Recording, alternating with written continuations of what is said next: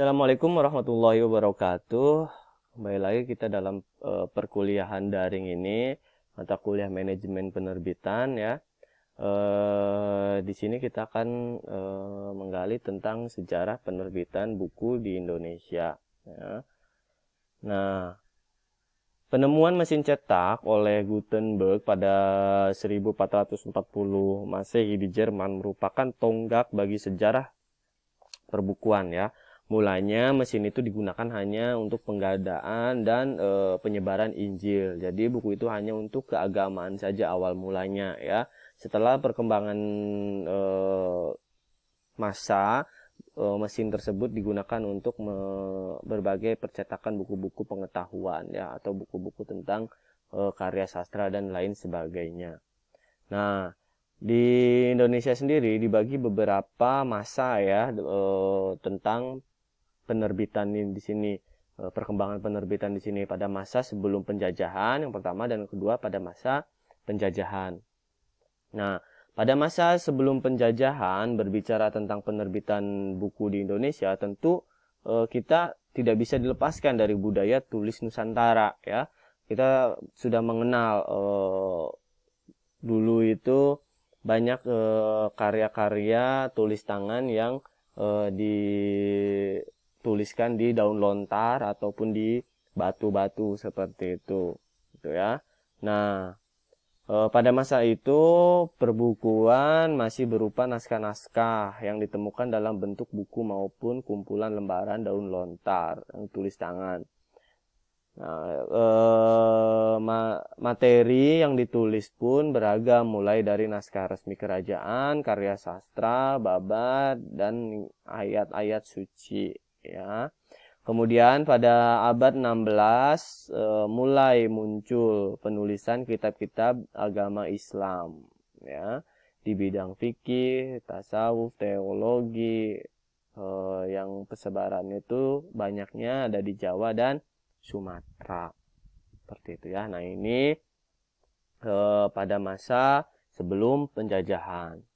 Nah, pada masa penjajahan juga dibagi menjadi tiga. Yang pertama penjajahan Belanda, yang kedua pembentukan balai pustaka, yang ketiga ada penjajahan Jepang ya.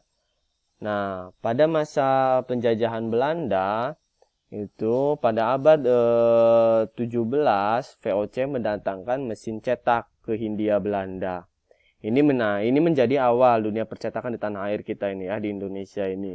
Dengan mesin cetak tersebut, VOC mencetak berbagai macam publikasi mulai dari pamflet, brosur, koran, dan majalah. Nah, itu adalah sini adalah salah satu contoh koran pada masa itu ya. Koran pada masa itu. Nah,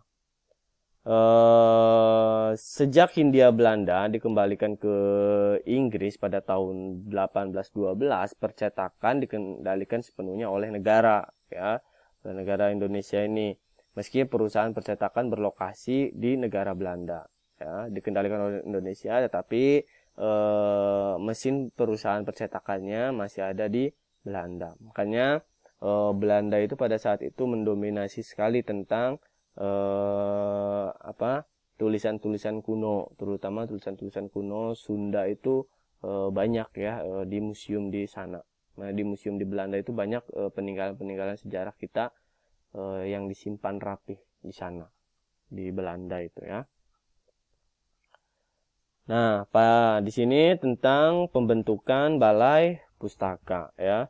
Pembentukan balai pustaka di sini, meskipun dunia perbukuan dan penerbitan buku terus berkembang, tonggak penerbitan buku secara massal baru terjadi ya pada tahun 1908 dengan pembentukan Komisi for the Inlands School and Volkskultur atau Komisi Bacaan Rakyat melalui keputusan pemerintah nomor 12 tanggal 14 September 1908. Nah, kemunculan Komisi Bacaan Rakyat tersebut salah satunya karena pemerintah kolonial menganggap novel-novel terjemahan dari kalangan Indochina dan Bumi Putra rendah mutunya. ya. Karya populer Picisen yang bisa merusak mental Bumiputra. Nah, seperti itu.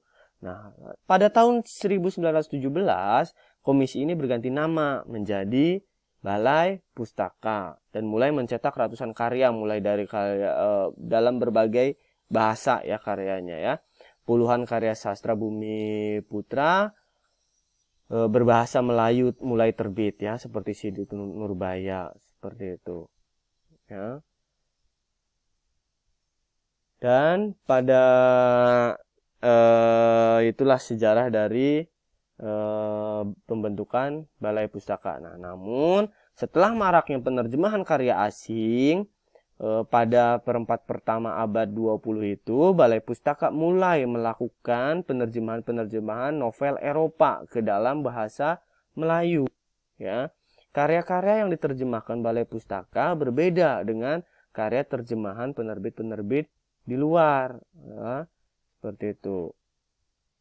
Nah, banyak menerbitkan cerita-cerita detektif, kisah-kisah kepahlawanan, dan roman-roman populer lainnya.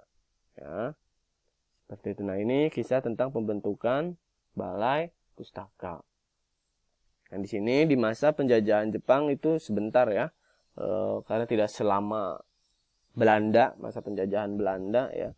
Nah, pada masa penjajahan Jepang,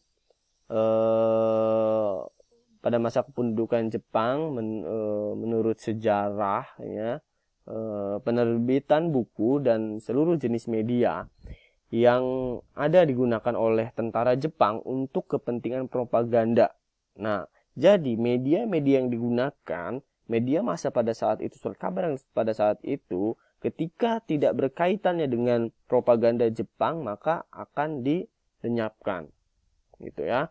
Harus tentang propaganda Jepang. Nah, pada masa itu surat kabar berbahasa Belanda, Cina, dan Indonesia dilarang terbit oleh pemerintah militer Jepang.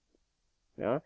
Nah, di sini ada surat kabar Cahaya Timur yang mencoba kritis pada pemerintah Jepang langsung di Brandel. Ya. Jadi ketika penerbitan pada masa itu tidak berpihak kepada Jepang, langsung akan dihabisi pada masa itu. Jadi harus ada kaitannya dengan propaganda Jepang sebut ya. Nah, selanjutnya diganti oleh Jepang ya, menerbitkan surat kabar Asia Raja pada 8 Desember 1942. Keluarlah Jawa Shinbun ya sebagai surat kabar berbahasa Jepang terbit untuk pertama kalinya. Nah, dua surat kabar itulah rujukan berita bagi surat-surat kabar di Jawa. Jadi surat-surat kabar di Jawa pada masa pemerintahan Jepang, penjajahan Jepang itu ya adanya ini ya, Shimbun ini ya. Nah, ada Shimbun di sini. Seperti itu. Nah, masih ada selanjutnya, yaitu nanti kita dalam pertemuan berikutnya saja ya. Pertemuan kali ini cukup sampai di sini. Terima kasih ya. Bila taufik wal hidayah. Assalamualaikum warahmatullahi wabarakatuh.